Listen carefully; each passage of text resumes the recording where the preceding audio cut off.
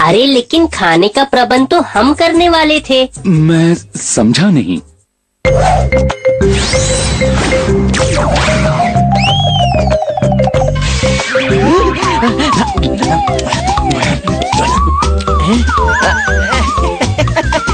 वो महाराज, मैं बस देख रहा था कि ये खाना असली भी है या नहीं।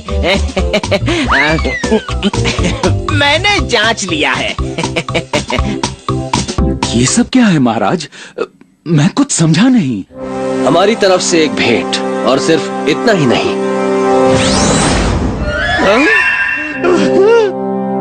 अब हमें आज्ञा दीजिए, हम चलते हैं। नहीं महाराज, आप आज रात यही विश्राम कीजिए, कल सुबह चले जाइएगा। अब हमें अच्छा लगेगा। ठीक है।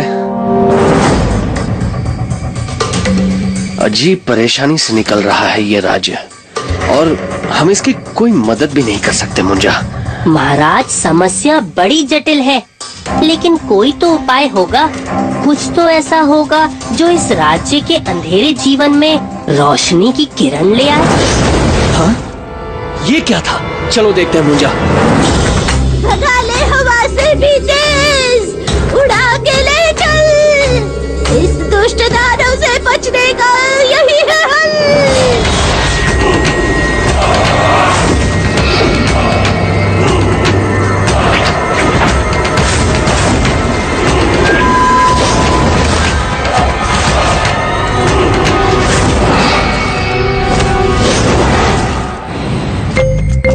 आप यहीं रुकिए, मैं जरा इसकी खबर लेकर आता हूँ। कौन है जिसने मेरे शिकार को मुझसे छीना है?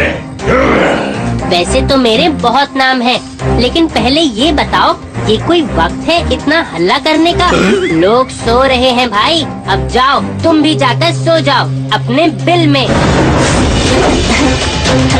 मुंजा, इसी के हथियार को इसी के खिलाफ इस्तेमाल करना होगा, वरना ये यहीं इस बंजर जमीन में हमारी समाधि बना देगा।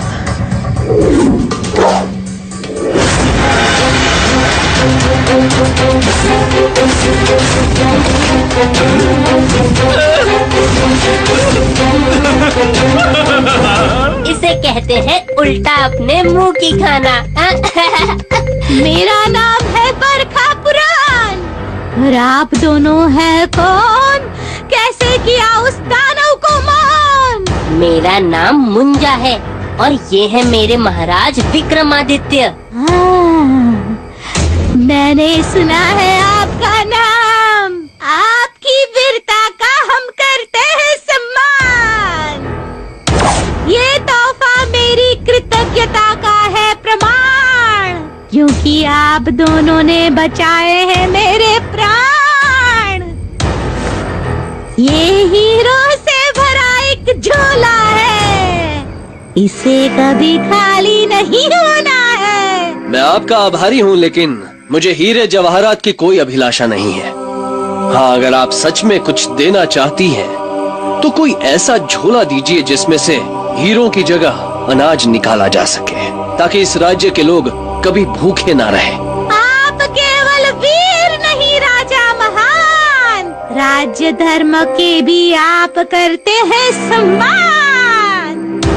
पर मेरे पास नहीं आपकी समस्या का समाधान। काली पहाड़ी के जंगल के सबसे बड़े वृक्ष पर एक तांत्रिक लटका मिलेगा, उसके पास अन्नपूर्णा का झोला रहेगा। लेकिन वो हमें वो झोला क्यों देगा?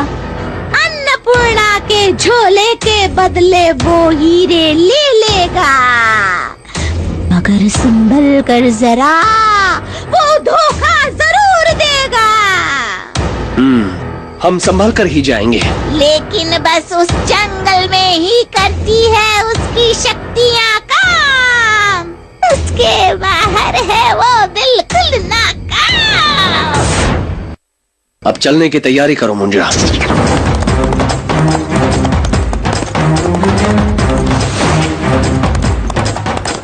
मुंजा, जरा देखो तो सबसे लंबा वृक्ष कौन सा नजर आ रहा है?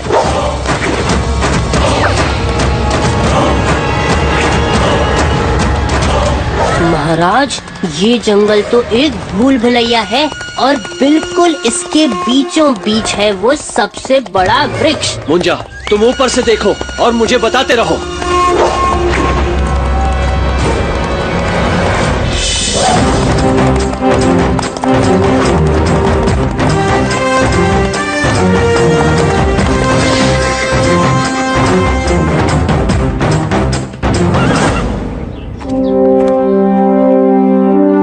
आवाज लगाकर देखता हूँ।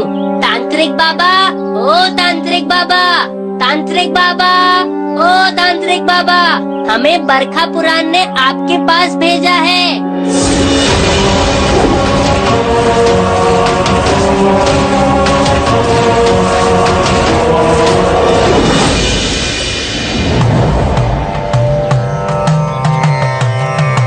कौन हो तुम?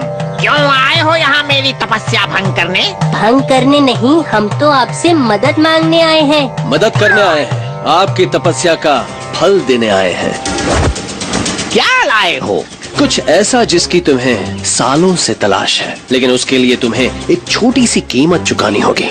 मेरा नाम है तांत्रिक विष पौधा। मैं नहीं करता कोई घाटे का सौदा। अरे वाह, आप भी कविता कह सकते हो। वक्त बातों में मत करो बर्बाद। ये बताओ कि क्या लाए हो सौगात? हीरे जवाहरात वाला झोला। तुम ये झोला ले लो और माँ अन्नपूर्णा का झोला हमें दे दो। बस इतनी सी बात। तो एक हाथ दो और एक हाथ लो, फिर अपने अपने रास्ते चलो। ये तो बहुत सरलता से मान गया, लेकिन इसकी बहन ने तो कहा था कि ये चालाक है। मुंजा, सतर्क रहो, चालाकी कभी भी हो सकती है। जाओ, ये झोला उसे दे आओ और वो झोला ले आओ। जाओ।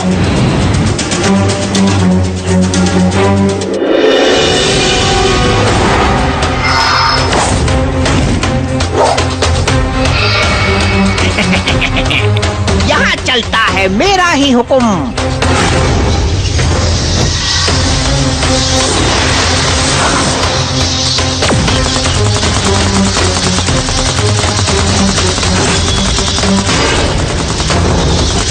मुंजा, इन पक्षियों से ज्यादा देर तक लड़ने में अकलमंदी नहीं है।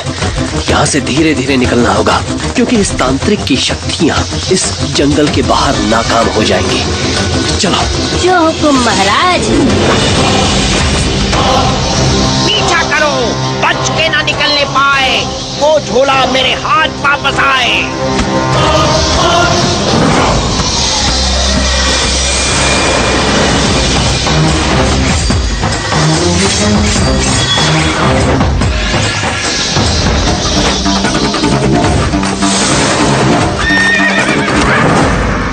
मुंजा, अब यहाँ से आगे कैसे चलें?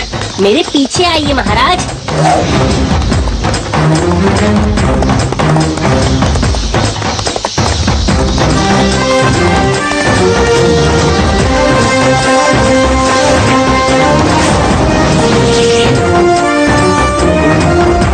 अब हम चलते हैं। हम आपका और मुंजा का ये उपकार कभी नहीं भूलेंगे।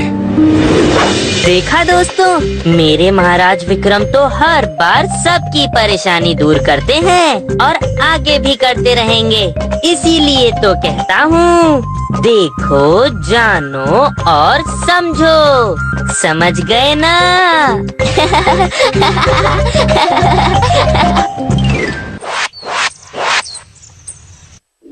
पता है दोस्तों, हमारे महाराज विक्रमादित्य को परमवीर योद्धा क्यों कहा जाता है? क्योंकि वो हर कठिनाई का डट कर सामना करते हैं। तो चलिए, आप खुद चलकर देख लीजिए, क्योंकि जब आप देखोगे तो जानोगे और जानोगे तो ही समझोगे ना।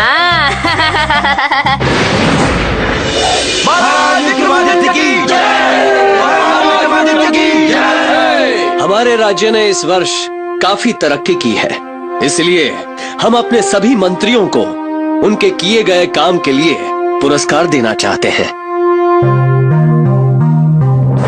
अरे, राज्य के वित्त मंत्री चारुदत्त कहाँ हैं? महाराज, वित्त मंत्री चारुदत्त की पुत्री सुकन्या का स्वास्थ्य अत्यधिक चिंताजनक है, इसीलिए वो दरबार में नहीं आ सके। क्या? हमें उनसे मिलने जाना चाहिए। चारुदत्त जी, आपने हमें बताया नहीं कि आपकी पुत्री का स्वास्थ्य ठीक नहीं है। महाराज, मुझे तो कुछ समझ में नहीं आ रहा है कि आखिर अचानक से सुकन्या को क्या हो गया। राजवैद्य जी, क्या हुआ है सुकन्या को? सुकन्या को नाड़ी रोग हुआ है। नाड़ी रोग? ये रोग अत्यंत घातक है। इसका इलाज पृथ्वी पर संभव नहीं है। मेरी बच्ची। चारुदत्त जी, हिम्मत रखिए। राजवैद्य जी, कोई तो उपाय होगा।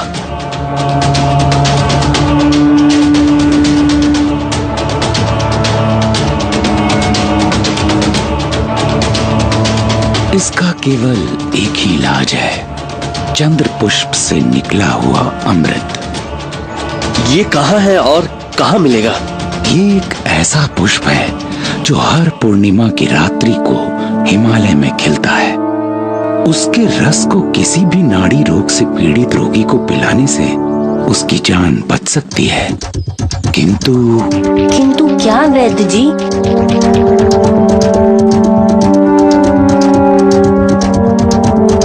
मुंजा, आज अमावस्या है और पूर्णिमा आने में अभी 15 रात्रि बाकी हैं। हमें आज रात्रि को ही कुछ करना होगा। महाराज, आपको विश्वास है कि चंद्रदेव हमारी सहायता करेंगे? हमें पूरा विश्वास है कि चंद्रदेव अपने प्रकाश को आज रात ही उस पुष्प पर बिखेरेंगे ताकि उसमें से अमृत निकल सके।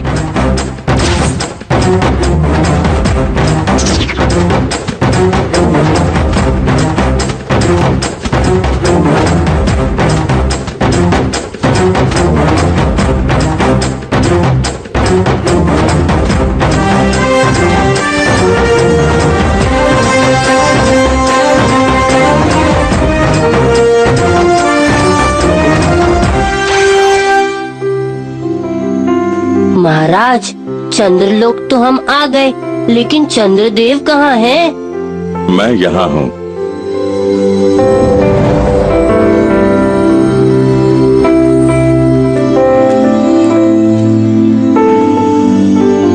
महाराज विक्रम, कहिए कैसे आगमन हुआ आपका चंद्रलोक में? चंद्रदेव, हमें आपकी सहायता चाहिए। हमारे वित्त मंत्री की बेटी को नाड़ी रोग हो गया है और वो चंद्र पुष्प के रस से ही ठीक हो सकता है। ये असंभव है। हम प्रकृति के नियमों के विरुद्ध नहीं जा सकते। आज अमावस्या है। अब आप जाइए, हमें इंद्रदेव की सभा में जाना है। चंद्रदेव, किसी का जीवन बचाने के लिए नियम तोड़ा जा सकता है, किंतु हम ऐसा नहीं करेंगे। तब हमें आपका अपहरण करना होगा। हमें क्षमा कीजिएगा चंद्रदेव।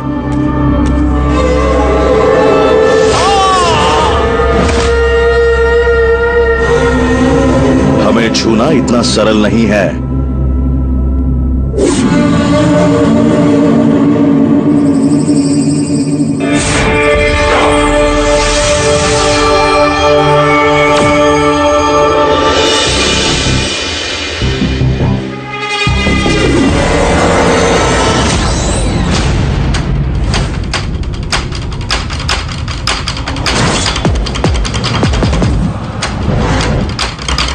नहीं महाराज, इन्हें मारने पर चंद्रदेव का अपमान होगा।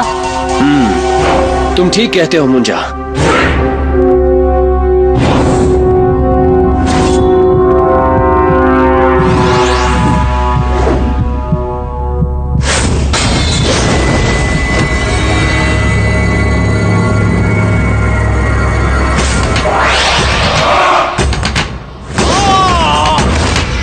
महाराज, आप ठीक तो है ना? विक्रम, अब भी समय है, लौट जाओ।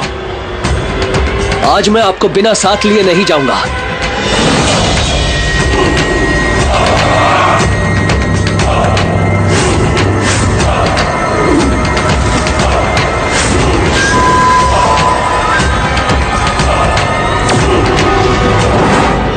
विक्रम, तुमने हमारे सैनिकों पर हाथ उठाए बिना ही उन्हें पराजित कर दिया। तुमने हमारा सम्मान और भी बढ़ा दिया। हम अति प्रसन्न हुए। हम तुम्हारी सहायता अवश्य करेंगे।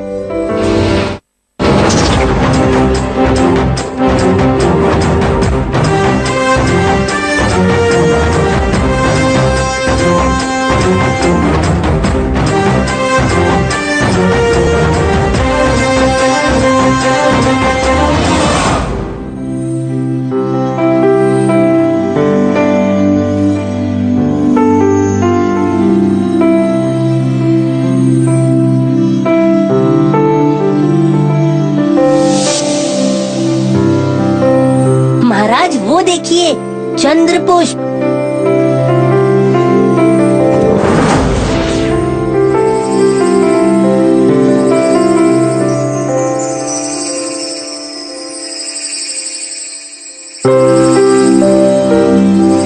अब थोड़ी ही देर में इस पुष्प से अमृत रस निकलेगा, जिसे पीकर सुकन्या का स्वास्थ्य ठीक हो जाएगा। अच्छा, तो ये बात है। ये अमृत रस तो मुझे ही मिलना चाहिए। इसे पीकर तो मैं और भी शक्तिशाली हो जाऊंगा। और फिर मुझसे कोई नहीं जीत सकेगा।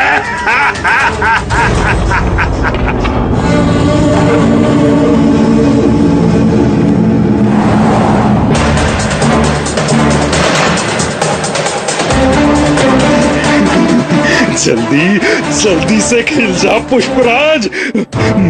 मैं बेचैन हूँ तेरा रस पीने को। अरे ये कौन है? ये तो कोई राक्षस है। इसे रोकना होगा महाराज। सावधान, तुम जो कोई भी हो, इस पुष्प से दूर रहो। अरे वाह, बड़े आए मुझे दूर करने वाले। मैं तो इस पुष्प का अमृत रस चक्कर ही रहूंगा। महाराज, किसी भी हालत में चंद्रदेव के प्रकाश को पुष्प पर आने में कोई कठिनाई नहीं होनी चाहिए।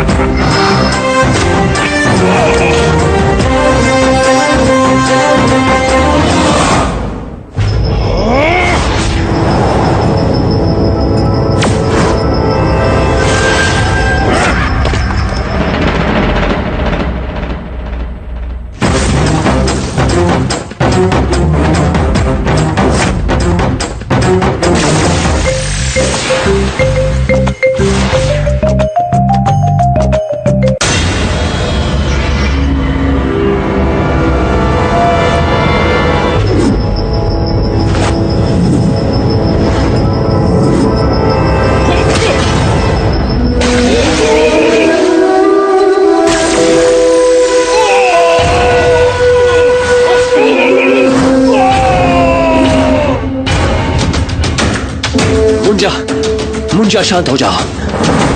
मेरे महाराज को जो भी चोट पहुंचाएगा